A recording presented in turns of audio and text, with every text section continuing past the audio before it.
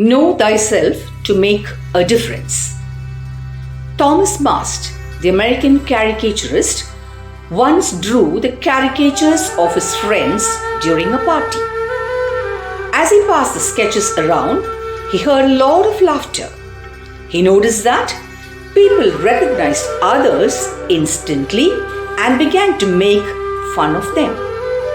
Very few recognized themselves at the first glance. We admire or despise others. However, we fail to admire ourselves because we don't know who we are. We don't know our strengths, potentials, and possibilities. Everyone desires to make a difference in the world. Do you desire to make a difference? The first step to make the difference is to know ourselves. Who are we? What do we have? Why are we here? Where do we want to go? What do we want to contribute? What are our strengths and weaknesses?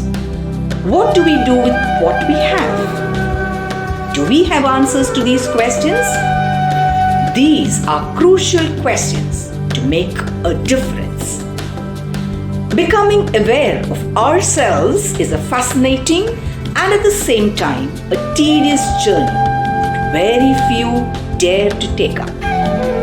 On the temple of Apollo in Delphi, Greece, built in 20th century BC, it is written, "Know thyself."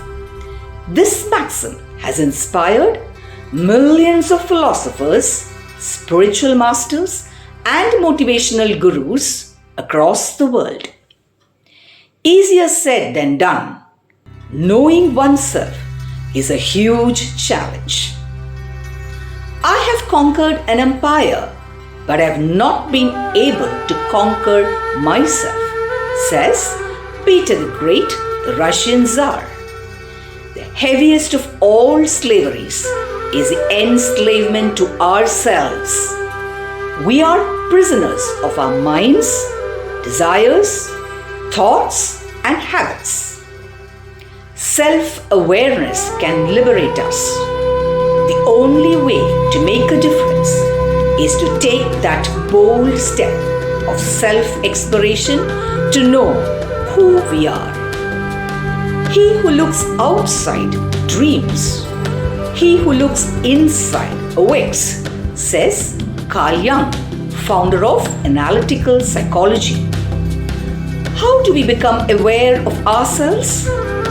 May I suggest 4 simple tips to reach self-awareness.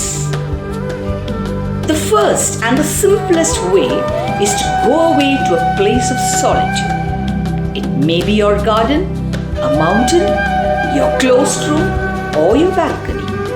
Just be there, relaxed. Enjoy the calmness, peace, and serenity.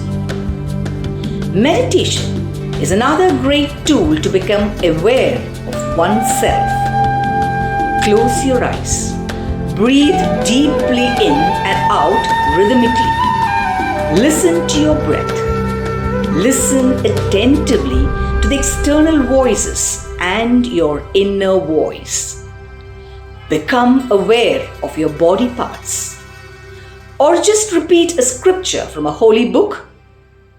Try it to experience the power of rejuvenation. An unexamined life is not worth living, says Socrates.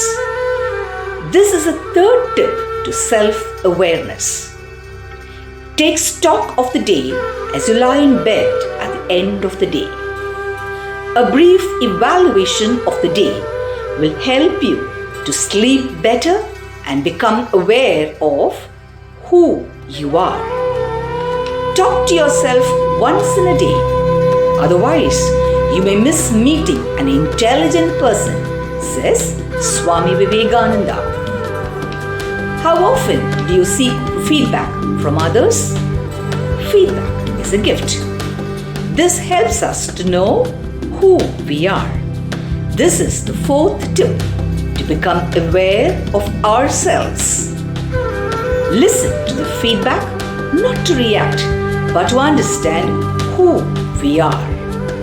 Look at the great.